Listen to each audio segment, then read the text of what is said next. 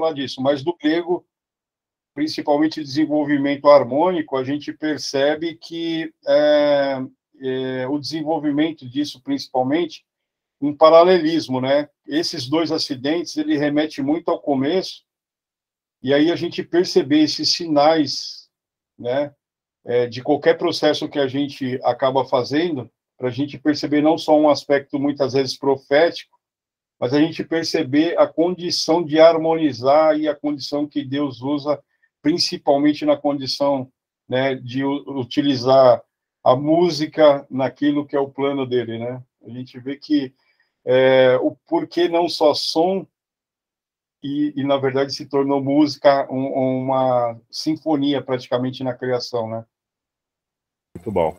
A gente começa a viajar mesmo. Bastante. Inclusive, pessoal, eu estou até gravando essa aula aqui. O Adonai, ele trouxe uma perspectiva para vocês sobre os cursos que vai ter, e até mesmo já entra nisso que a gente está estudando. Por quê? Porque o nome do curso chama-se Contexto Cultural Israelita Judaico do Novo Testamento. E por que judaico? Porque vai trazer perspectivas da forma que os oráculos da fé trouxeram e apresentaram e falaram sobre Deus. Então isso é muito importante, a gente ter essa perspectiva. Por quê? Porque é que eu falei ontem, né? Esse curso ele não vai ser só um seminário, ele vai ser uma questão de discipulado também, porque vocês estão aprendendo o real sentido da visão da restauração, o contexto cultural judaico do Novo Testamento, e isso vai começar a trazer luz para a sua vida, né? Não só luz, harmonia, como o Adonai falou, e equilíbrio, né? Então, ou seja, nós, desde o começo do curso, estudamos a apostila número 1, que fala dos paradigmas. Os paradigmas estão associados a um padrão, né, que seria uma cosmovisão. Todos nós temos conceitos formados, e quando a gente conhece algo que é desconhecido, muitas vezes vai ter o quê? O pré-conceito. O pré-conceito é quando algo confronta conceitos que nós temos, que são conceitos formados que nós temos. E nem sempre os conceitos que nós temos são conceitos corretos. E o que vai fazer você entender se aquilo é correto ou não é quando perspectivas são passadas para você. Eu gosto muito de uma frase de Arthur Schopenhauer, que fala assim, que a verdade, primeira vez, ela é vista como algo ridículo, depois ela se torna evidência, depois ela se torna algo real, né? Então é bem interessante porque essas perspectivas que vocês estão estudando, né, que é chamada de NPC, Nova Perspectiva do Cristianismo, ela também engloba a visão da restauração, e ela também engloba também a NPP, que é a Nova Perspectiva sobre Paulo. E, por exemplo, até mesmo na próxima apostila, que é a apostila 8, vai falar sobre Hillel e Shammai e os ensinos de Jesus. Eu até falei para a irmã Célia ontem pela manhã, que não vai ser só Hillel e Shammai e os ensinos de Jesus, mas vai ter os ensinos do apóstolo Paulo também. Então, por exemplo, alguns conceitos que o judaísmo conhece como Cincinnati Rinon, Ahavat Rinon, esses princípios estão no na questão do Novo Testamento, e nós vamos observar que o judaísmo rabínico, né, ele também sofreu a influência dos ensinamentos de Yeshua, de Jesus, né? Então é bem interessante isso. Tem até um livro que o Mateus escreveu, ele falou assim, quem copiou de quem? Né? Referente a que nós aprendemos sobre Mishnah, Talmud. Falamos também sobre os manuscritos do Mar Morto e o Novo Testamento, né? Vocês aprenderam aí sobre as famílias textuais, a importância das famílias textuais, né? A importância dos livros bíblicos, extras bíblicos e sectários, porque a apostila 1 e a apostila 2, ela vai ser toda a mola propulsora dos cursos que vão vir posterior. No entanto, que a apostila 3 já falou de livros apócrifos. Vocês viram ali a importância histórica dos livros apócrifos, até para vocês entenderem a questão da antropologia, que é algo bem interessante e importante. Vemos a apostila 4, os movimentos em Joséfos ali, a importância do enredo de Joséfos para se entender a questão histórica, o enredo de Joséfos junto com a questão dos manuscritos do Mar Morto, isso trouxe algo novo para o cristianismo, não só para o cristianismo, mas também para o judaísmo também. Então são perspectivas bem interessantes. Viram a questão arqueológica sobre o tanque de Betesda, que trouxeram outra perspectiva bem ampla para vocês ali. Vocês viram a parte histórica, né, que um tanque que era antigamente usado para o Deus de Israel, depois se transformou no local pagão, né, que é bem interessante. Ali observamos também a questão da crítica textual ali também, a importância da crítica textual para se estender às escrituras. E vocês aprenderam aqui na apostila 7 também a origem do judaísmo rabínico, né? Tem muitas pessoas que acham que o judaísmo rabínico surgiu no primeiro século, mas não surgiu. O judaísmo rabínico surgiu no sexto século, né? E só que as bases, né, ou princípios, chamado em hebraico de midot, surgiram no primeiro século, né? Então, ou seja, então existe uma similaridade bem grande cultural com o Novo Testamento. E como o pastor Daniel Nunes falou ontem, né? É bem interessante. Esse curso, ele mostrou que a Igreja Católica, até agora, ela não mudou o Novo Testamento, tá? Já na sétima apostila, vocês já conseguiram perceber isso. E até chegar à apostila de número 31, vocês vão aprender muita coisa, porque a apostila 8, ela vai falar, né, aí sobre Hilel Shammai e ensinos de Jesus. A apostila 9 vai falar a Torá e os discípulos de Yeshua. Né? A apostila 10 aí vai falar sobre os hebraísmos, né, que existem. Então vai ter muitas perspectivas. A apostila 12 vai falar sobre o calendário, as festas bíblicas, vai entrar um pouquinho sobre a história da igreja. Vamos falar também sobre o Logos, tá? O misticismo da Merkavá, tá? Que é algo muito interessante, muito importante, para a gente, que vocês vão abordar também. Vamos aprender sobre a divindade do Mashiach e a divindade do seu pai também. Então, é bem interessante essas perspectivas. Então, pessoal, a aula de hoje é vocês que vão ser os ministros, porque vocês vão fazer perguntas. Se eu esquecer de alguma, eu posso responder depois. Se o Adonai lembrar, ele vai me ajudar, tá? Então, eu gostaria que vocês fizessem perguntas referente ao estudo, às apostilas, tirarem as dúvidas, tá? Que no caso, que é muito importante, tá? Então, eu vou até dar a oportunidade aqui para o pastor Márcio, tá? Se ele tem alguma dúvida, eu sei que o pastor Márcio já é um mestre, mas se tiver alguma dúvida em alguma coisa, estamos disponíveis para estar ajudando aí. Pastor Márcio. Shalom a todos, irmãos. É muito bom a gente participar de uma aula como essa.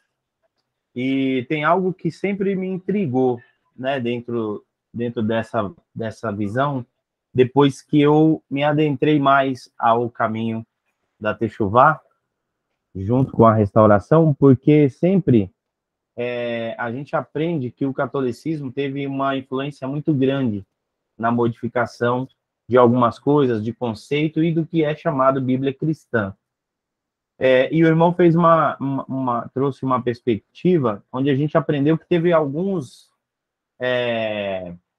como eu digo, alguns imperadores, alguns reis, algumas pessoas influentes que viveu ali dentro do contexto romano e que teve algumas influências. E eu queria que o irmão me trouxesse um esclarecimento maior sobre isso. Como a gente rebater hoje, quando alguém traz perspectivas como essa, dizendo assim, mas o imperador tal, ele teve tal influência em tal mandamento, o Papa Pio XII, ou XVI, ou 8, enfim, teve uma influência em mudar esse conceito que outrora era aceitável dentro da igreja, mas depois deles foi sanado. Como a gente rebater isso para mostrar para eles que não foi o catolicismo, mas às vezes alguém no processo, porém não foi o catolicismo como religião que mudou? Ótima pergunta, Márcio. Então, Márcio, veja bem, muitas vezes, eu vou até usar o texto de Mateus 28:19. As pessoas dizem ali, aquele texto supostamente foi acrescentado pela Igreja Católica, vai ter uma nota na Bíblia de Jerusalém, que é um texto posterior, os manuscritos mais antigos não vão ter. Só que tudo isso é algo hipotético, porque para se bater o martelo é necessário ter o texto original. E batizar em nome do Pai, no Filho e no Espírito não é um conceito romano, é um conceito totalmente judaico. Por quê? Quando você vai pegar as Escrituras, você vai ver que só existe esse conceito em Mateus, depois você vai ver o batismo em nome de Jesus. Quando você pega a tradição judaica, tá, e até mesmo essa tradição expressa no Novo Testamento, você vai observar que os judeus já eram batizados em nome do Pai e no Espírito do Pai. Só que eles eram batizados da primeira aliança em Moisés, no 1 Coríntios capítulo 10 ali. Tá? Para fazerem parte da nova aliança, era necessário eles serem batizados em nome de Yeshua. Aí você vai ver ali em Atos, né, os batismos acontecendo o quê? Em nome de Yeshua. Mas quem era que estava sendo batizado ali? Era gentios? Não, eram judeus. Principalmente judeus da diáspora. E por que só em nome de Jesus e não em nome do Pai e do Filho? Porque eles já conheciam o Pai, já conheciam o Espírito do Pai. Só faltavam adentrar a nova aliança. Então, ou seja, esse é um conceito totalmente judaico. O próprio doutor Jacobs Neusberg, né, professor da uma universidade hebraica, ele vai trazer essas perspectivas também sobre como foi acrescentado, se o conceito é judaico. A própria Coma Joanina, que é o texto de 1 João, capítulo 5, acho que verso 7, que fala ali, há três coisas que testificam no céu, a água, o Espírito, você vai encontrar conceitos semelhantes até na própria Kabbalah. Então, como que é um conceito inserido por Roma, se a Kabbalah tem conceitos sobre aquilo? Entendeu? Eu não sou especialista, no caso, em Kabbalah, mas eu sei que tem citações similares àquilo. Então, para dizer que a Bíblia foi adulterada por Roma, vai ter que se provar isso dentro da questão filológica. E a apostila número 2, pastor Márcio, ela fala sobre os manuscritos do Mar Morto e o Novo Testamento. Eu mesmo, por exemplo, quando eu comecei a ter contato com o judaísmo, eu achava que o judaísmo era monolítico. Então, por exemplo, quando eu tive contato com o antimissionário, a minha cabeça muitas vezes entrou em parafuso, pensando, mas, puxa vida, então Roma realmente mudou o texto do Novo Testamento, porque o conceito de judaísmo é diferente daquilo que Jesus ensina. Quando você pega a comunidade de Qumran ali e os próprios fariseus do primeiro século, você vai ver muitos conceitos similares ali ao que Jesus ensina. E aí você vai entender que o judaísmo contemporâneo ele está totalmente distante do judaísmo do primeiro século em algumas perspectivas também, né? Então, ou seja, aí a questão de alguns judeus antimissionários até mesmo trabalhar com a desonestidade intelectual de falar que aquilo não é judaico, sendo que a literatura deles trazem essas perspectivas, né? Então, ou seja, eu tenho dificuldade de entender que a Igreja Católica adulterou os textos bíblicos, porque até então, eu que já fiz esse curso que eu estou passando para vocês, é um curso que eu estudei, e ele aborda praticamente todo o Novo Testamento, e você vai ver conceitos judaicos inteiros no Novo Testamento. É claro que você vai encontrar alguns conceitos helenistas ali do apóstolo Paulo, né? Citando as poesias de Aratos, Menandro, né? Como ele fala assim, as más conversações corrompem os bons costumes, né? Poesia de Aratos ali, né? Mas, ou seja, fora isso, nessa época de Aratos e Menandro, não existia igreja católica, né? E a própria Igreja Católica Apostólica Romana, como sistema que conhecemos hoje, eu concordo até com a vertente do Dr. David Young, que é o pastor David Young, que foi meu professor.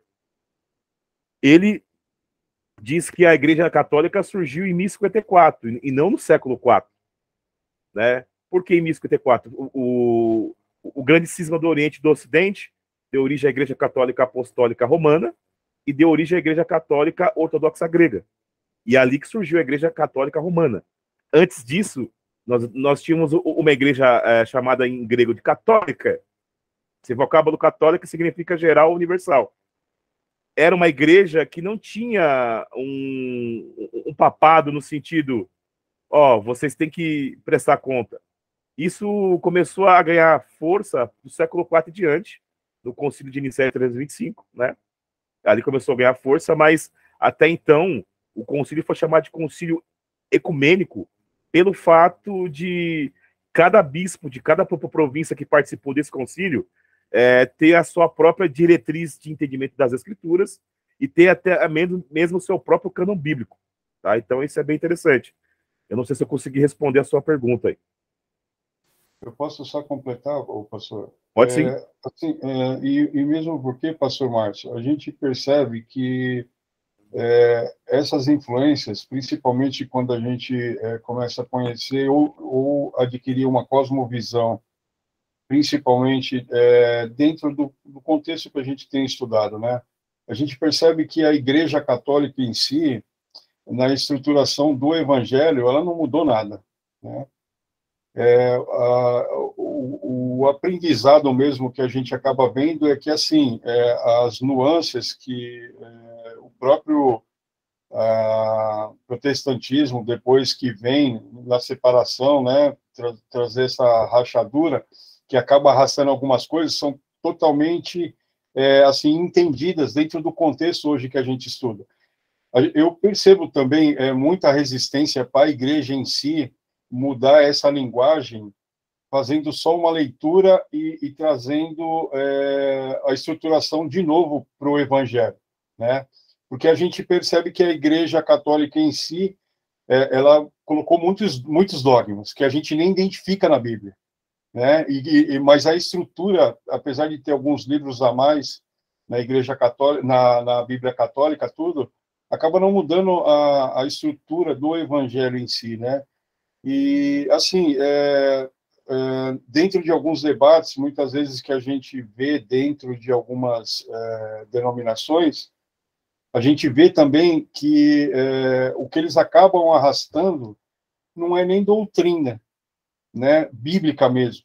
Acabam tendo alguns pensamentos que são dogmáticos, que acabam pegando como, muitas vezes, da própria cultura grego-romana, e acabam arrastando, né, e não percebe que é um dogma, que não tem, na verdade, base na estrutura do Evangelho em si, né? É onde eu encontro mais, assim, o confronto, muitas vezes, para a gente ver o que as denominações, muitas vezes, não conseguem enxergar. É mais ou menos na estrutura mesmo do Evangelho. Eu não sei se é isso que o senhor percebe e perguntou para o pastor Kersten, porque, assim, o pastor Kersten, ele demonstrou realmente a cosmovisão geral, né? Mas é que a igreja, muitas vezes, não percebe exatamente que é tão sutil e é dogmático, muitas vezes, porque a gente fazendo uma leitura e adquirindo uma cosmovisão mesmo diferente hoje que a gente tem, baseada no fundamento, né, que é totalmente judaico e cultural, pela qual a Bíblia foi escrita, a gente percebe que essa cosmovisão mesmo, a gente não consegue enxergar muita coisa que a igreja hoje em dia leva como dogma mesmo, né? Bora, né? Sim, sim. Márcio, respondemos a sua Foi perspectiva muito bom aí? foi muito boa a resposta, tanto do pastor Kersten quanto do presbítero Adonai. E essas questões que eu trouxe aqui sobre isso, é porque quando a gente está dando estudo ou conversando com alguma pessoa que já fez a teologia normativa, por exemplo, ela sente dificuldade em entender, por exemplo, a guarda de Shabat, as ordens alimentares, o conceito de vida terrena. E quando a gente olha isso, então a gente vê que muita coisa se criou essa ideia de ir para o céu, essa ideia de que existe um inferno, onde o Ra-Satã está, onde ele é um bicho de chifre e que ele vai atormentar as pessoas. Então a gente vê que esse conceito são conceitos que as pessoas apresentam para nós e que outrora nós que já participamos de alguma igreja parecida com essa e que tende um pouco pela teologia normativa, vai apresentar para nós, né? E, em específico, eu peguei um rapaz que ele é da Igreja dos Mormons, né? Ele quis assistir um culto conosco e tudo, e depois da pregação, então ele me ovacionou de questões como essa, né? Mas como você fala assim, tem coisas que você traz que isso parece esquisito, mas a gente aprende isso dentro da... Quando a gente faz faculdade teológica, ele acho que estudou umas 2 faculdades de teologia e trouxe esses conceitos, né? E aí, quando a gente vai ver, querendo ou não, você vê que tem um pé de alguma dessas pessoas influentes da igreja antiga, né, que era o clero apenas, depois virou igreja católica, apostólica romana já conceituada, e dentro disso que eu perguntei, como a gente pode rebater isso, né, trazendo essas perspectivas e mostrando para a pessoa que realmente essas coisas tiveram uma influência humana, mesmo que não de uma religião inteira, como o catolicismo, mas partes de pessoas que foi trazendo esses conceitos, entendeu? Mas ficou bem claro o contexto geral da visão sobre um todo do contexto do Novo Testamento, né? E isso, é claro, a gente vai aprendendo quando a gente vai estudando dentro da Techuvá e pega ainda mais o viés da restauração, a gente vai vendo realmente que não teve ali uma modificação, mas alguns conceitos as pessoas realmente apresentam como inseridas ali posterior e que passa a ver aquilo como uma verdade absoluta, né? Como o inferno de fogo, que as pessoas vão ser jogadas lá e tal, a ida para o céu, tudo isso a gente vai tendo ali essa pessoa, esse rapaz, ele mora em Sumaré e assistiu online o culto, e ele trouxe depois, ele pediu o telefone para um discípulo meu que mora lá, e aí ele me encheu dessas questões, né? E eles são um pouco meio arrogantes, eles acham que estão mesmo com a verdade e questionam veementemente, né? Então, por isso que eu perguntei, mas a resposta foi bem ampla, bem complexa e muito boa mesmo. Muito bom, Márcio. Inclusive, Márcio, a questão da palavra inferno, uma palavra que surgiu depois na tradução da Vulgata Latina no século IV, né, que é de Jerônimo. E muitas vezes eu vi muitas pessoas xingando Jerônimo, né? Ele traduziu Hades como inferno, Guianã como inferno, Tártaro como inferno. É claro que são palavras que têm significados similares, né? Hades, lugar dos mortos, Guianã significa lugar de sentença, no caso, que é punição, né? Seria uma transliteração do Vale de Ignon. E Tártaro seria uma cova mais profunda, assim dizendo, no caso em grego. Ele colocou tudo inferno, só que a palavra inferno significa literalmente abismo na sua etimologia.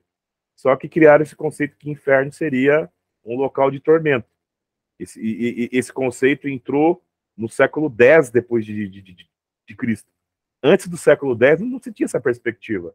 Então, ou seja, nós vamos observar que não só o judaísmo ele teve uma modificação no século X, como o cristianismo também teve algumas perspectivas também de transformação e mudança também. O próprio teólogo chamado Abd Mansur, né? Ele escreve um livro sobre isso, falando como que era a crença de Satanás antes do século X e depois, no caso do século X. O sincretismo que aconteceu com o deus Pan, que era um deus celta, né, que tinha chifres e era vermelho, e se tornou, e o tridente de Netuno, se transformou o Satanás bíblico, né, e a palavra inferno como algo de fogo, né, semelhante aí até mesmo a influência do livro apócrifo de Apocalipse de Moisés também, trouxe essa perspectiva também de inferno de fogo e de tortura. No entanto, que se você lê o livro da Mary Baxter, né, que é aquela que diz que foi ao inferno, e você lê o livro apócrifo de Apocalipse de Moisés, dá a se entender que ela copiou aquilo ali de lá, porque é igualzinho. Entendeu? Então tem perspectivas aí. Glória a Deus. Irmão Johnny, Muito tirar bom. alguma dúvida? Ô, pastor, em relação a isso daí,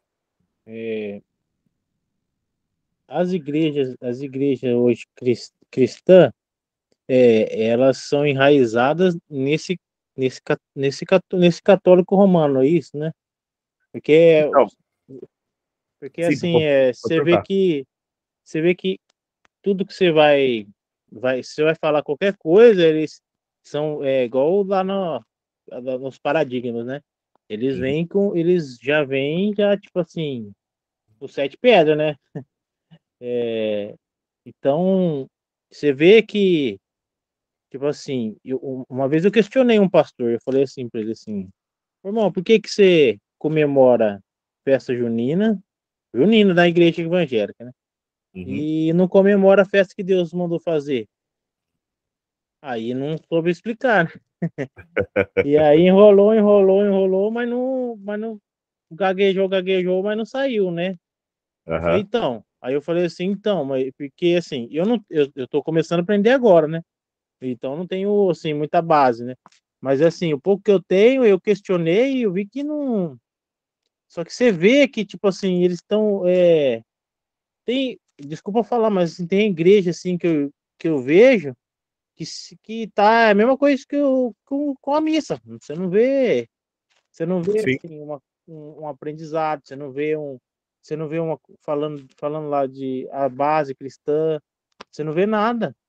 sim. Tipo assim, quando que foi que enraizou mesmo foi desde o começo ou você acha que teve alguma coisa que foi ali que foi quando a maioria dos católicos foi se convertendo?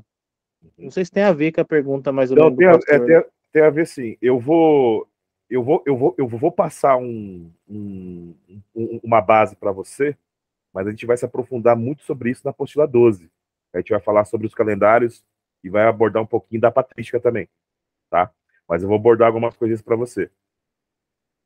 A Igreja Católica, ela nunca foi monolítica também. A Igreja Católica Apostólica Romana, aliás, a Igreja Católica nunca foi monolítica. Tá? Então, ou seja, a pessoa fala assim, quando fala, a pessoa fala assim, essa é uma base católica.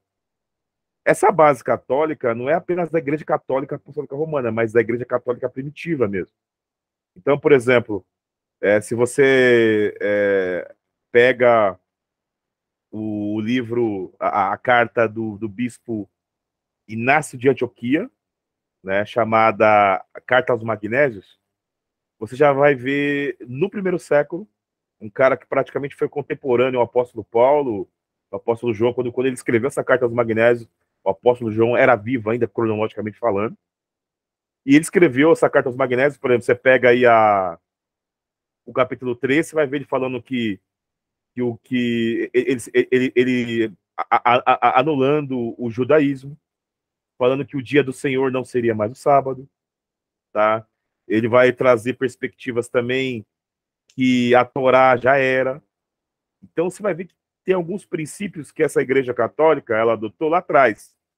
Você vai pegar no segundo século, eu chamo ele de psicopata Marcião, né, que desenvolveu aí o seu próprio evangelho, o Deus do Novo Testamento e do Deus do Testamento. Então, ou seja, você já vai ver esses princípios que foi até mesmo condenado pela própria Igreja Católica lá na frente, no Concílio de Trento, de 1545, que é o concílio que durou 18 anos.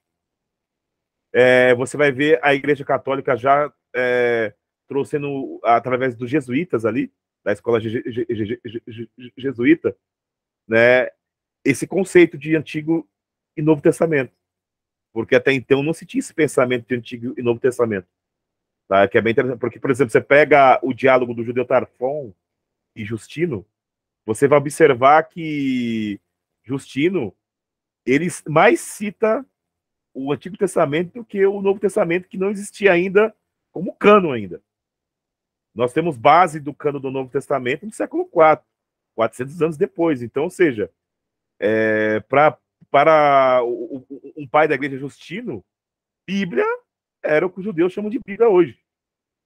Não dizendo que o Novo Testamento não faz parte da Bíblia, não é isso. Mas você vai ver que conceitos foram transformados no decorrer, através dos concílios, né?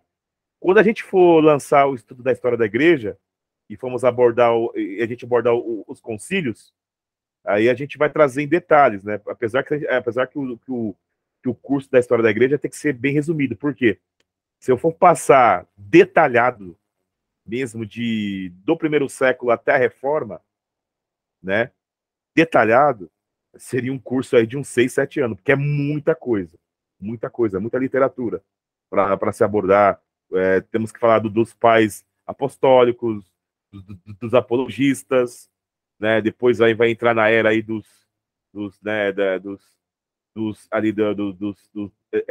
concílios, né? Então os concílios vão trazer muitas perspectivas, mas assim o pensamento do cristianismo ele nunca foi único, tá? E a própria reforma mesmo, Johnny, ela já começou dividida. Os reformistas também não tinham um pensamento monolítico. Eu tive na Suíça, eu fui no local lá onde Zwingli mandou matar um cara, tá? E esse cara também era reformista. Você vai ver em Genebra, já na Suíça francesa, Calvino matou Miguel Servetos, que também era um reformista, que fazia parte da reforma radical, tá? Tem muitas pessoas que estudam a história da igreja, mas não sabem nem o que é a reforma radical. Quais são as denominações que surgiram na reforma radical, tá? Então, a reforma durou mais de 150 anos. Então, ou seja, aqui um breve resumão para você.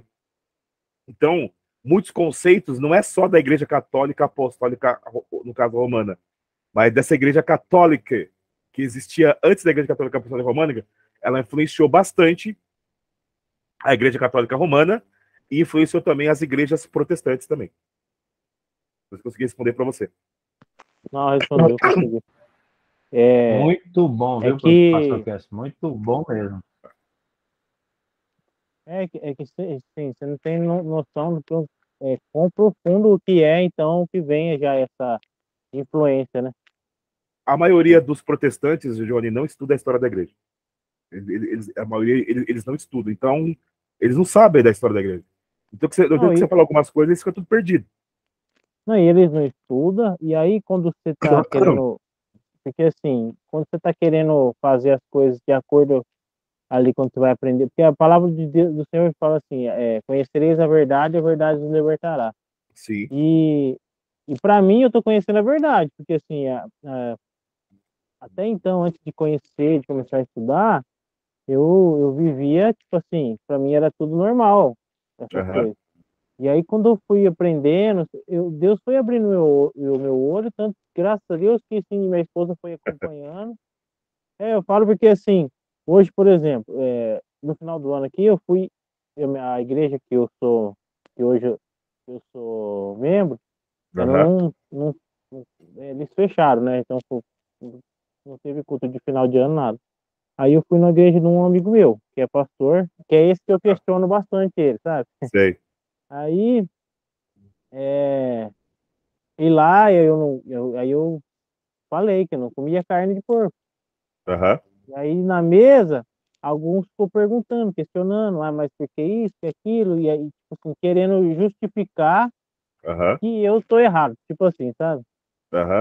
E você vê que a mente das pessoas está fechada ainda, não tão preparada. Aí às vezes eu costumo lançar algumas palavrinhas, algumas frases, assim, algumas coisas que é para deixar ele com a pulga atrás da orelha, sabe? Para pensar, para ele falar, não, peraí. Aí ele vai querer pensar para poder ir atrás.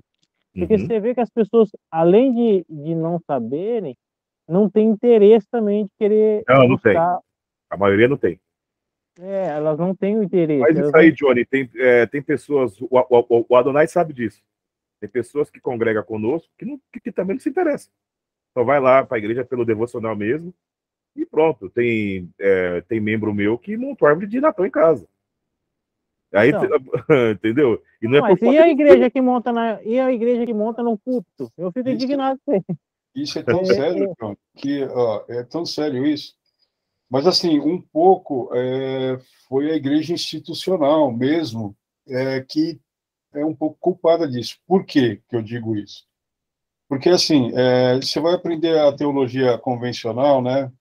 a gente percebe que, assim, ela já possui uma grade, mas que uma pessoa ela vai fazer, e o principal instrumento para ser estudado dentro da teologia é a Bíblia. Mas se a pessoa simplesmente só pegasse a Bíblia para ser a fonte de estudo dela, ela ia perceber que um monte de coisas que está escrita ali já ia ser um confronto para ela dentro daquilo que ela aprende na teologia. Verdade. Assim, é uma leitura rasa, não precisa de muita coisa, uma leitura só de um texto e falar assim, o que você interpreta aqui? O problema é exatamente esse, porque é interpretativo. E, assim, não é um fenômeno só do Brasil, o analfabetismo funcional. Hoje em dia, a gente tem visto pessoas inteligentes sendo formadas em faculdades e simplesmente não consegue decifrar aquilo que aprendeu porque não consegue colocar o aprendizado em prática, né? A interpretação dela é simplesmente decoreba. É aquela coisa assim, porque passaram daquela forma, a pessoa não consegue sair daquelas 4 linhas. Infelizmente, tem acontecido muito isso. Mas por quê? Porque não desperta o entendimento. É super importante a gente, e isso Paulo fala constantemente quando ele está expondo. A gente trazer a razão às coisas que a gente está aprendendo, é a gente colocar a linha de raciocínio, o conhecimento e trazer de volta o entendimento. Porque se você simplesmente decorar, eu posso dizer que você não aprendeu. Não, Né? não aprende. É difícil, mas ó, assim, e principalmente quando a gente começa a conversar com outras pessoas, é importante a pessoa falar o que ela entendeu, porque aí você percebe que a ação do Espírito trazendo realmente entendimento. E é o que a igreja muitas vezes tem perdido, né? E quando você começa a querer aprender, você vê que o Espírito Santo que vai convencendo você a, a, a fazer aquilo que ele deixou para fazer. Eu falo por mim, assim, foi Deus que foi. Eu já tinha ouvido falar, por exemplo, que quando eu parei de a leis alimentares, aí eu falei assim, porque o principal que a gente normalmente come é o porco, né? Eu senti e falei assim, não, eu ainda persisti, ainda ouvindo a palavra de Deus, mas persisti. Um dia foi assim comigo. Um dia eu passei mal, tinha comido a carne, passei mal e Deus falou comigo que era a carne. E aí eu falei assim, tá bom, Deus, agora eu entendi e eu senti que é o Espírito Santo falando comigo. Glória a Deus. Parei assim e falar para você, você tem vontade? Não. Hoje, graças a Deus, não tem mais nada. E eu era fãzão de bacon, gordinho, né? Sabe que gordinho gosta de bacon. É 2, Johnny. É. Johnny, na apostila 9, vai falar muito sobre isso, sobre cachirote. Então, e aí, tipo assim, foi o Espírito Santo foi movendo e você vai conseguir, você quer ficando cacete, você quer mais. E é isso, esse mover, eu acho que a pessoa tem que começar a se interessar para o se mover vir. Porque às vezes tem, igual você falou, tem gente dentro da igreja lá que vai lá ver o estudo, mas não. Se eu morasse perto, eu posso ter certeza que eu ia dar trabalho pro pastor aí. Primeira coisa que eu ia falar, eu preciso ser discipulado aí, porque eu nunca, nenhuma igreja que eu passei, eu fui, sabe, esse acompanhamento de aprender, para saber qual que é o chamado, o que Deus tem. Isso tem essa sede, sabe? Então, e às vezes a pessoa tem oportunidade, mas não aproveita, né? E ontem a gente falou aqui, Johnny, a lei, ela assim, algumas igrejas levam isso como pejorativo, mas ela é o reflexo do nosso comportamento, né? Isaac, acho que quer fazer alguma pergunta, Isaac? Pode falar, irmão. Manda bala aí. Não, eu ia complementar até mesmo que o pastor Adonai estava falando, né, a respeito da institucionalização, né, da igreja. Hoje estava conversando justamente com 2 varões acerca disso daí, né? Lá em 325, no Concílio de Nicéia, quando literalmente constitucionalizou, né, a igreja. Não é questão de igreja, comunhão dos irmãos, mas templo, né, que vem do catolicismo. Quando eu trouxe essa questão lá com os irmãos lá, os combatentes lá quicaram. Aí falaram para mim aquela frase célebre, a letra mata e o espírito vivifica. Eu falei assim, hã? Como assim a letra mata? Não, olha o nível. Aí eu falei assim, mas como assim, rapaz? Letra mata? Não, você está estudando demais. Da onde você tirou isso aí, que não tem isso aí na Bíblia? Eu falei, mas realmente não tem isso aí na Bíblia. Você já estudou a história da igreja? Eu não estudei a história da igreja por completa, mas o pouco que eu sei, né, relacionado à concília, aí comecei a explicar. Aí os caras, não, eu não quero saber desse negócio aí não, porque a minha igrejinha é assim, a minha igrejinha é assada. Ou seja, que nem o pastor Adonai falou, os caras não querem sair das 4 linhas. Os caras querem permanecer dentro das 4 linhas. É mais ou menos assim. Eu nasci assim, eu aprendi assim, eu vou morrer assim, entendeu? Uhum. Ou seja, tem pessoas que se contentam com a ignorância. O intuito até mesmo da pessoa aprender a verdade não é nem para que a pessoa se revolte contra a congregação que ela está, não é isso. Mas a conhecer a verdade é para a pessoa não ser enganada. Mas por que a grande massa é enganada? Porque não quer conhecer a verdade. E isso é uma coisa que está dentro da igreja e vai até para a questão política, né? Não vou entrar em política aqui, né, claro. pastor? É aquilo, né? É aquilo que a gente costuma falar que às vezes aqui. Tem gente que, quando conhece da verdade, ela começa a repudiar em si a igreja, né? Sim. Ou então o cara quer partir muito pro lado do judaísmo, aí tudo é judaísmo, a igreja não vale, a igreja é uma porcaria, que não sei o que não sei o que lá. Ou então o cara se revolta de uma tal maneira que ele não quer mais saber de igreja, ele fica naquele mundinho dele que é o chamado do tal do desigrejado, né? Sim. E tem outros não, tem outros que não querem nem saber de alguma verdade a mais, porque ele sabe que se ele souber, pode, né, de repente, não sei, ele vira a se desviar, ele não vai querer saber mais de igreja. Então, é melhor com que essas pessoas que às vezes não querem conhecer de fato a verdade, permaneçam como estão, mas que continuem, até mesmo o senhor já falou isso uma vez, que continuem obedecendo a palavra do Eterno, que continuem caminhando diante do Eterno. Amém. É que na realidade tem pessoas, Adonai, que não têm intelecto para conhecer a verdade. Essa é a pura realidade, entendeu? Tem pessoas que, se conhecer isso, pira.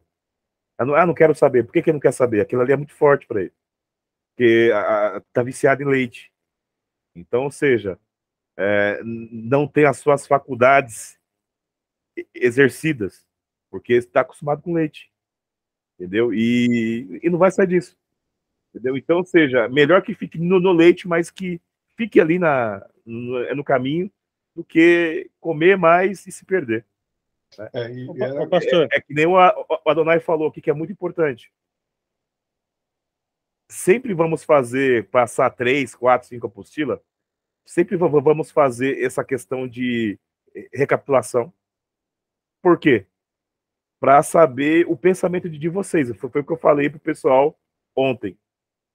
O Rabino Mateus, ele já confessou para mim que às vezes ele fica muito triste. Por quê?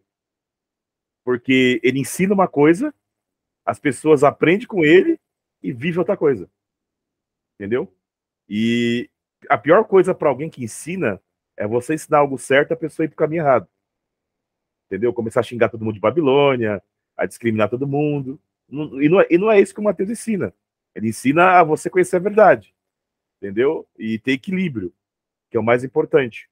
Então, ou seja, eu fico feliz porque até agora, vocês que estão como os nossos alunos aí, vocês estão demonstrando o quê? Equilíbrio. E isso é o mais importante. Porque se eu visse alguém desequilibrado aqui, eu já ia ficar bastante preocupado. É igual o Matheus fala, né? Que às vezes a pessoa, o Marcelo também ele fala, foi lá, se converteu lá e aprendeu sobre o judaísmo, depois esqueceu de Jesus e foi seguir o judeu tradicional, né? O judeu. Sim. Mas é que tá o X da questão, Johnny. A restauração, ela tá além de judaísmo. Entendeu? A restauração é uma coisa, o judaísmo é outra coisa.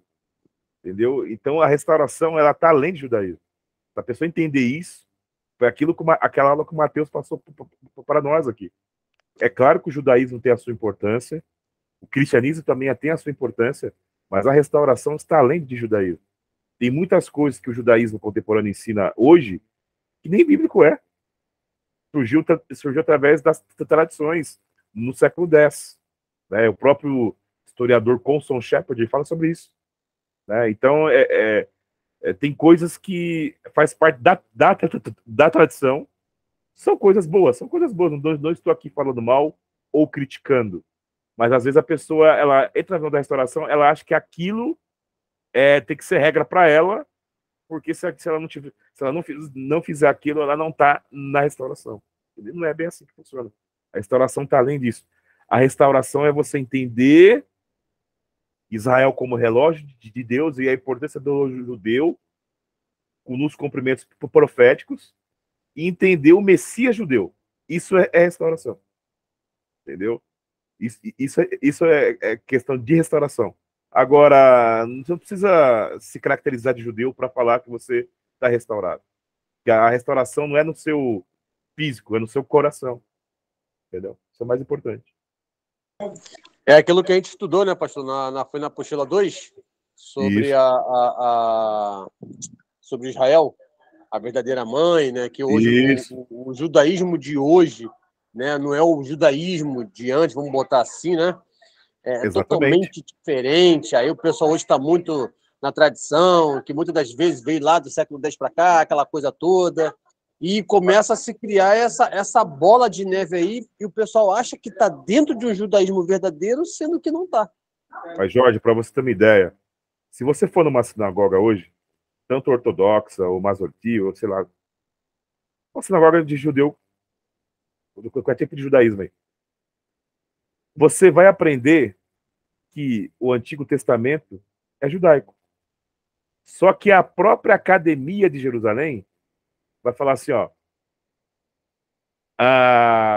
o judaísmo não é a antiga fé de Israel, o cristianismo também não é a antiga fé de Israel, mas ambos descendem da antiga fé de Israel. A academia ensina isso, mas a sinagoga vai te ensinar diferente. Entendeu? O Antigo Testamento não é judaísmo. Não existia judaísmo quando o Antigo Testamento foi escrito. Existia uma antiga fé de Israel, né? A qual a academia chama de israelismo. Seria a fé teocrática de Israel. Então, tanto o cristianismo quanto o judaísmo descendem dessa fé teocrática. Entendeu? E o que é a restauração?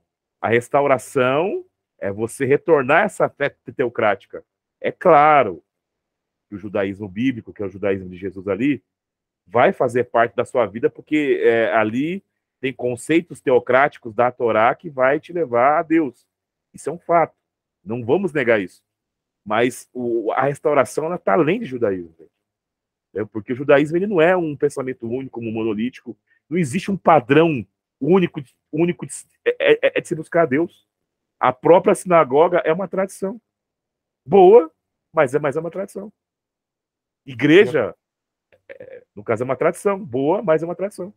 E a próxima apostila acho que vai ficar mais evidente, né, pastor? Principalmente Sim. porque as duas escolas, Shammai e Hillel, aí a gente começa a perceber que sempre houve essa dualidade assim, né, espiritual, mas que o equilíbrio é que é importante para a gente entender, principalmente que alguns aspectos culturais e tradição, tanto com o judeu como para a própria igreja, ela carrega muito disso ainda. A igreja mesmo, alguns falam assim, eu estava falando com o pastor Márcio, acho que se entrou um pouco depois, Isaac, mas principalmente quando acontece esses aspectos de eu trazer a tradição, que começa muitas vezes as pessoas identificar isso, mas na estrutura do evangelho e principalmente naquilo que a restauração em si, do aspecto de todas as coisas, a gente perceber que muitas vezes não é que não é importante. A tradição boa tem a sua importância, mas que alguns vão aceitar e outros não. E, literalmente, a gente vê o equilíbrio, principalmente quando a gente, na próxima apostila, a gente vai ver isso, para você fazer uma leitura sobre aquilo que você vai poder dar uma boa direção, um conselho para uma pessoa, né? E é o fundamental, porque a tradição, ela é exatamente, se a pessoa ficar presa em alguma condição, ou ela começa a se tornar extremista, ou ela começa, e aí a gente perde até o aspecto daquilo que é a justiça realmente, né? porque a justiça, ela tem a condição, e principalmente o símbolo da justiça, é uma mulher com a venda nos olhos, com uma balança para equilibrar, porque a equidade é que faz com que a pessoa consiga enxergar o peso justo de cada coisa, porque isso é propósito, né? Muitas vezes a gente acha que, mas eu estou sendo injustiçado, mas a equidade, ela não só demonstra aquilo que precisa ser feito, né? Porque o propósito das coisas, ele transcende, muitas vezes, aquilo que você não quer fazer, e aí a gente vê o porquê que diversas vezes, principalmente os apóstolos e Jesus mesmo, entregou a vida com alguma coisa que é muito maior, né? Um propósito muito maior, e a gente vê que, por quê? Porque quando a gente coloca isso num peso, numa balança, a gente vê que a justiça, na verdade, ela traz esse equilíbrio para todas as coisas. Então a gente vai enxergar isso não só na tradição, mas a tradição, ela não, eu não enxergo ela acima daquilo que é a estrutura do próprio evangelho em si, e a restauração é a gente realmente manter a essência do evangelho vivo, para que a gente possa entender e ter o aspecto daquilo que é vindouro, né? Principalmente o reino a ser instaurado, a gente já comece a se adaptar aqui, né, nessa vida. E é super importante. Acho que caiu de novo a linha do Isaac, né? Deve ter caído. Uma coisa bem interessante que eu notei na fala do presbítero Adonai é que realmente a restauração, ela vem tirar alguma coisa da tradição que foi colocada como cerca, né? Se você for ver, a tradição cria muita cerca. E aí o que o Adonai trouxe sobre a perspectiva da restauração é exatamente isso. É derrubar um pouco dessa cerca que dificulta, e Jesus vai falar isso, né? Você vê que Yeshua fala, vocês se torna tão pesado o fardo do cumprimento que fica difícil até de cumprir a lei, porque vocês colocam tanta coisa nela. Ou seja, essas tradições são cercas e essas cercas se tornam difíceis demais. Bloqueia tanto, né? E eu vejo que a restauração tem o papel de tirar um pouco disso. Aí fica mais leve, fica mais fácil. A amplitude é bem maior, né? Muito bom, Marcos. Eu diria que essa cerca é os paradigmas, né? As pessoas vêm, elas não querem quebrar os paradigmas, elas... Da apostila 1, né, pastor? Isso, é o padrão, né? Que seria a cerca, seria a forma de interpretar, um padrão de interpretação, né? E é bem interessante o que o Márcio falou, porque é aquilo que a Roberta falou antes de viajar. A restauração, ela veio não só para restaurar o cristianismo, mas o próprio judaísmo mesmo. Entendeu? Por isso que eu falo que a restauração está acima de judaísmo. Porque ela restaura o cristianismo e restaura o próprio judaísmo, porque ela vai mostrar aquilo que o judaísmo se perdeu no meio do caminho. Tá? E aquilo que o cristianismo também perdeu no meio do caminho. A essência filológica ficou no judaísmo, mas a questão de halahá, na minha opinião, se perdeu. Pelo fato de colocar muito legalismo, acrescentar muita coisa, se tornou um peso para muitas pessoas. Né? Então a restauração ela trabalha com essa questão. E a restauração ela está conectada academicamente com a NPC, nova perspectiva do cristianismo. Por que eu falo isso, pessoal? Restauração, tá, é um cumprimento profético de Deus. A NPC ela trabalha com bases teológicas com a perspectiva similar à restauração. Por exemplo, aquele livro que eu citei lá no grupo para vocês lá, 1.600 anos de Fórum de Ciências Bíblicas, ali você vai ver o Dr. Wilson, o Dr. Écio de Farias, o Luiz Bailão, né, que é da Batista, manja muito também, o Dr., no caso, Rudi Zirma, tá? Todos eles conhecem a nova perspectiva do cristianismo. E até citam ali no livro, né? Quem viu lá os áudios e os escritos viram ali que cita, e o livro é de 2005. Em 2005, gente, eu nem sonhava que era a restauração. E os caras já sabiam em 2005, que era essa nova perspectiva. Por exemplo, o Dr. Wilson é um pastor luterano, que é uma igreja histórica. No caso o de Zirma, se não me fala a memória, ele é um presbiteriano. Tá? O Bailão é um batista. Então, ou seja, você vai ver que são caras que estão no sistema, mas conhecem a visão. Até muito mais que a gente. É bem interessante isso. O Bailão é aquele que fez a live com o pastor e arqueólogo Rodrigo Silva? Isso. Não, aquele lá é o Saião. Ele conhece muito, né? Saião, isso. Ali ele também conhece muito, né? Muito, muito, muito. Aquele camarada ali, ele tá na Batista porque ele tá igual ao Dr. Rodrigo, né? Ele tá na Batista porque a Batista banca ele, né? E o Rodrigo também. Mas os caras sabem muito de restauração, muito mais que eu. Muito mais, né?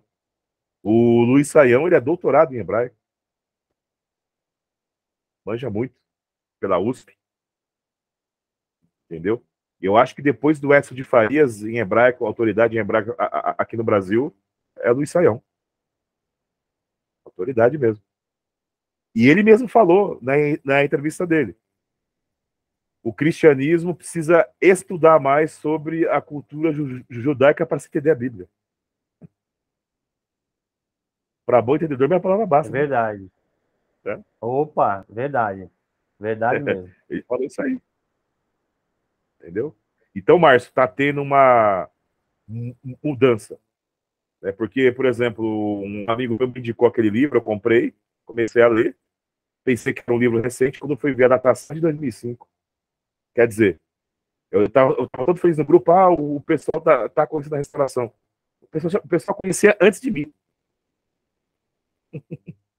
Antes de mim. Só que são pessoas que conhecem, mas não aplicam, né? Mas agora são obrigados a soltar, porque o conhecimento está, né, a comunicação, como exemplo, está bem elevado. Então, eu sou obrigado a soltar. É importante isso. É bem interessante. Mais alguma pergunta, pessoal, para a gente estar abordando aí, sobre as apostilas? O Márcio já conhece bastante sobre o judaísmo, né? Então, acho que para o Márcio não tem muita novidade, né, Márcio?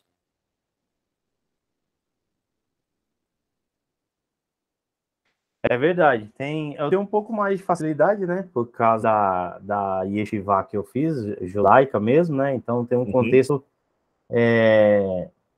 aqui facilita um pouco mais, né? Mas a gente vai aprendendo sempre, irmão. Vai somando aí, tem coisas que os irmãos trazem aqui que é maravilhoso, viu? Muito bom. A diferença, né? Márcio, vai completando. Completo. A diferença, Márcio, do nosso curso para a Yeshiva é que a Yeshiva ela vai trazer mais ela vai trabalhar mais com a visão judaica devocional ali. Vai ter um ensinamento, né, que é acadêmico também, mas vai ficar mais a parte devocional ali e vai trazer apenas uma vertente mais única ali. Mas você viu que quando você estuda de uma forma mais acadêmica, você não está preocupado só de trazer uma vertente, vai trazer várias vertentes. Entendeu? Então, essa seria a diferença. Eu falo isso aí porque eu também estudo na Chuvu, né?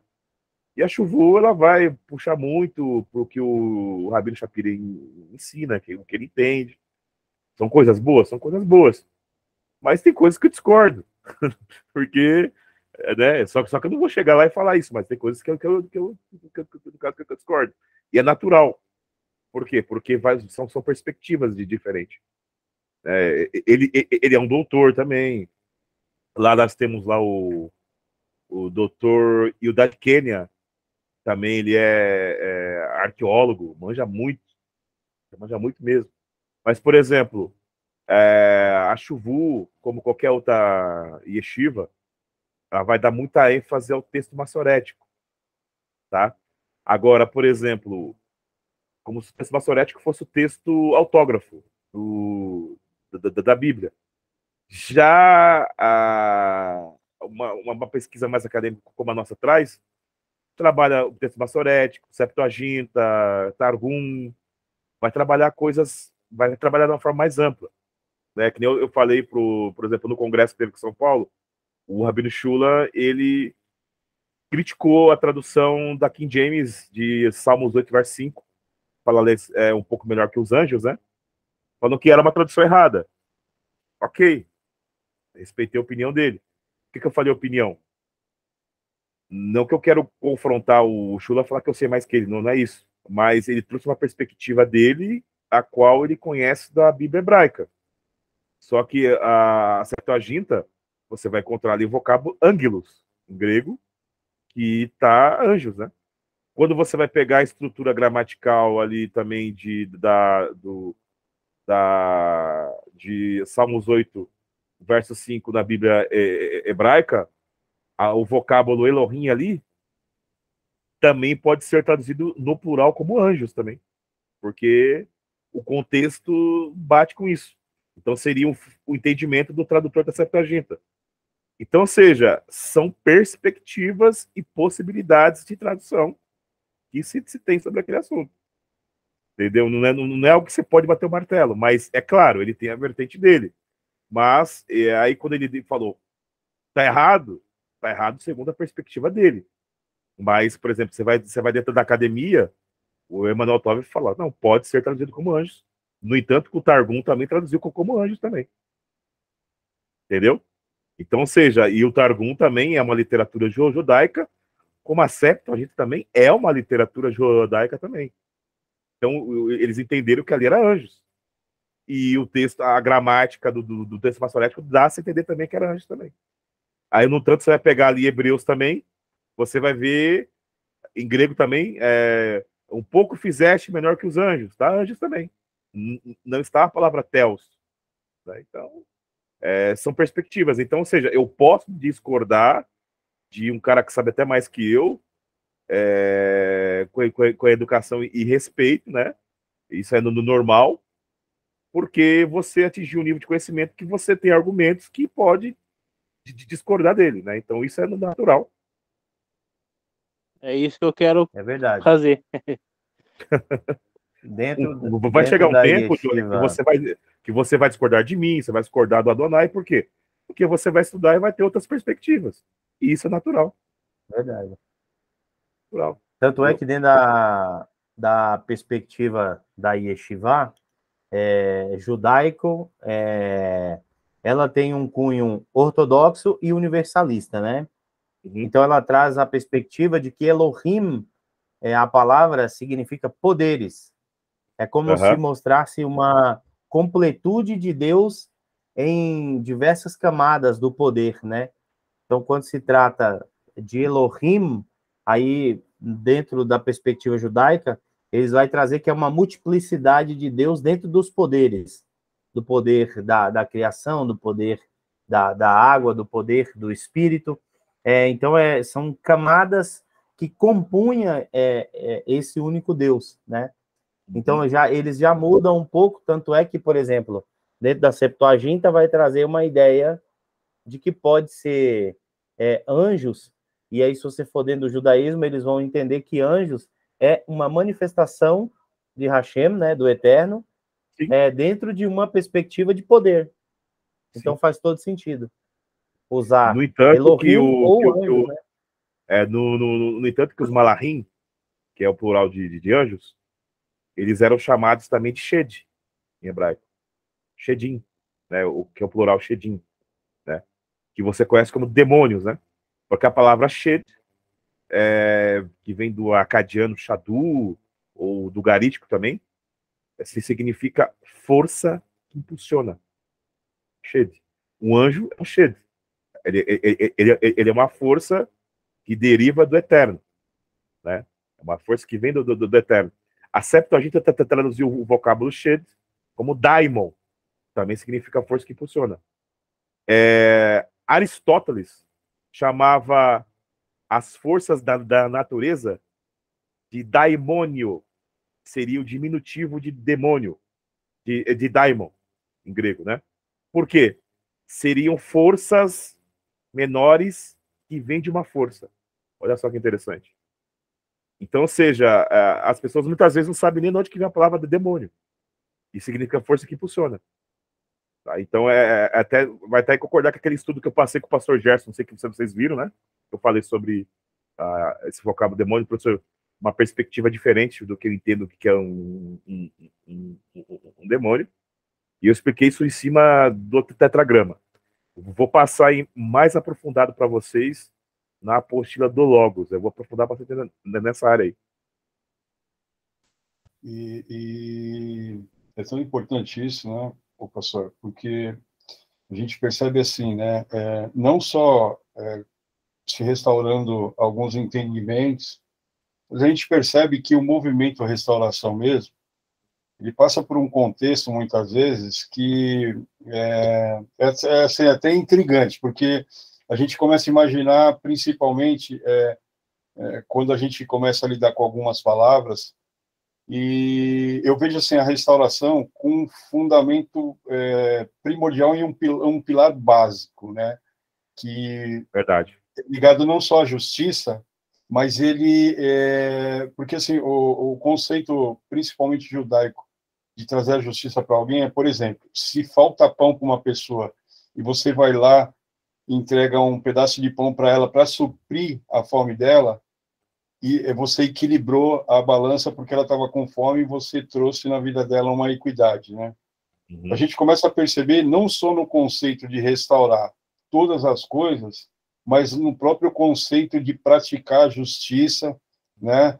E aí a gente percebe assim, não só o contexto mesmo de se restaurar todas as coisas, mas a importância muitas vezes que, por exemplo, igual o senhor estava falando do Shapira, que o contexto dele restaurar é totalmente diferente do contexto que a gente passa no dia a dia, né? Porque a igreja está precisando de tantos outros tipos de pensamento a ser restaurado até chegar num ponto saudável e equilibrado, né? E a gente percebe que, assim, literalmente, esse contexto de se restaurar as coisas, que se traz sobre o pilar realmente de se implantar a justiça de Deus, é que a gente vê, né, que a gente vai ser exposto muitas vezes dentro de um contexto totalmente separado, mas para trazer a equidade para aquilo que falta para certas coisas, né? E aí vão ser diversas, né? Vai ser restaurar famílias, muitas vezes restaurar entendimento, trazer um suporte para outras igrejas, e assim vai. Né? Inclusive, até a questão que o pastor Márcio falou da palavra Elohim, né? O judaísmo traz aí com a multiplicidade do Eterno. É bem interessante porque o próprio hebraísta Frederic Gesenius, ele vai dizer que quando a palavra Elohim se refere ao tetragrama, seria um plural majestático, né? Então, essa pluralidade do Eterno na palavra Elohim significa a sua onisciência, onipotência e onipresença, né? Então, o Gesenius vai ter essa perspectiva. Vai ter outros gramáticos que vai entender de uma outra forma, né? Porque, na realidade, o judaísmo bíblico, ele não está preocupado com a gramática, ele vai além da gramática. Mas, por exemplo, de uma forma da questão gramatical, a palavra Elohim, ela é considerada plural quando ela está,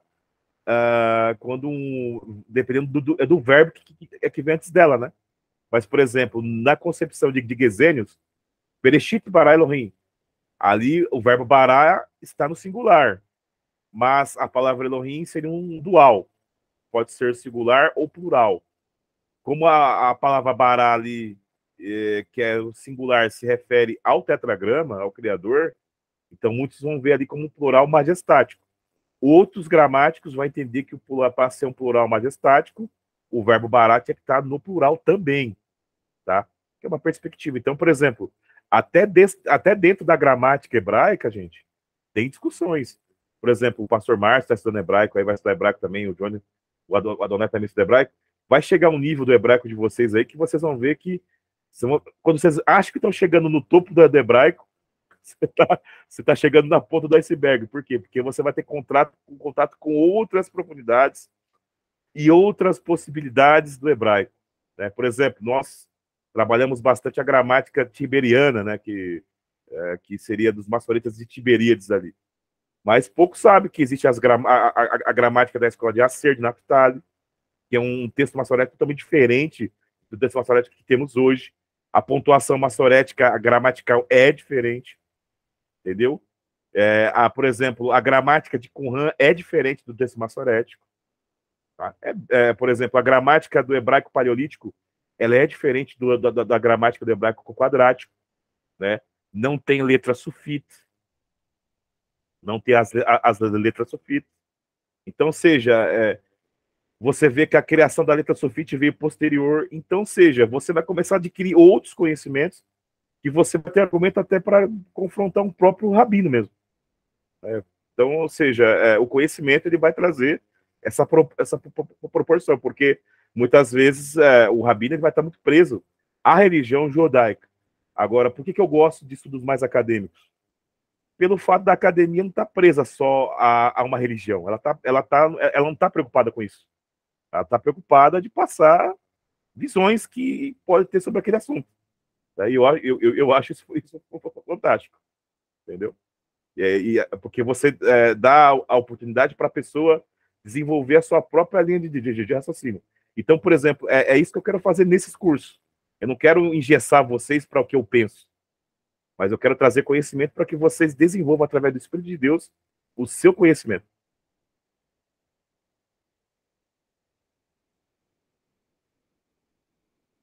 Glória a Deus. Amém. Muito bom. Podemos estar encerrando então, pessoal? Podemos. Por mim, tá maravilhoso, Ok. viu? Muito bom. Tá Vou ok. pedir para o pastor Márcio encerrar com uma oração, então. Você quer falar, Adonai? Amém. Não, pastor, não, era isso mesmo. Beleza. Pode orar, Márcio? Com certeza, meu irmão. Santo e amado Pai Celeste, mais uma vez queremos chegar na Tua presença, primeiramente reconhecendo a nossa pequenez diante da Tua santidade, enaltecendo o Teu nome, que é eterno para sempre, e enaltecendo o Teu Filho, nosso Mestre Yeshua HaMashiach. Queremos agradecer, Senhor, por essa rica oportunidade de estarmos aqui congregados, estudando e meditando sobre conceitos da Tua Palavra, para podermos desenvolver, assim, um padrão de adoração santo, puro, o mais possível que for. Queremos agradecer pela vida do Teu servo, o pastor Kerston, também pela vida do Teu servo, o presbítero Adonai, e da professora Roberta, que hoje não está aqui conosco, mas que está em viagem, que só possa guardá-la em todos os caminhos, na ida, na permanência e na volta, mas que o Senhor cubra com o Teu Espírito Santo esses dois mestres que esteve presente conosco aqui hoje, que as nossas dúvidas possam ser solucionadas, sanadas, e que possamos, assim, ter uma estrutura de fé melhor para também combater um bom combate. Peço que o Senhor os proteja, os guarde, que o Senhor multiplique na vida deles, como o Senhor prometeu para o Teu servo Jacó, 100 por 1, que o Senhor multiplique infinitamente mais em saúde, em harmonia, em amor, em comunhão, em fé, que a Tua presença e a presença do Ruach esteja sempre em nós, nos nossos corações.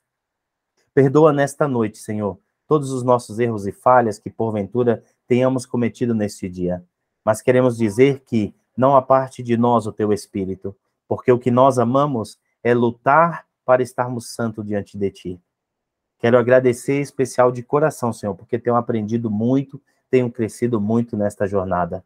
Tudo que nós Te pedimos e o que nós apresentamos aqui diante do Senhor não é em mérito nosso, pois nós não temos. Mas é em nome do nosso Mestre, o Teu Filho amado, o Senhor Jesus, que nós agradecemos ao Senhor por tudo e em tudo. Só o Teu nome santo seja hoje e eternamente louvado. Amém. Amém. Yeshua HaMashiach. Amém. Glória a Deus. Deus abençoe, pessoal. Amém. Amém. Deus abençoe a todos. Tchau. Tchau, tchau. Tchau, tchau. Amém. Tchau, tchau.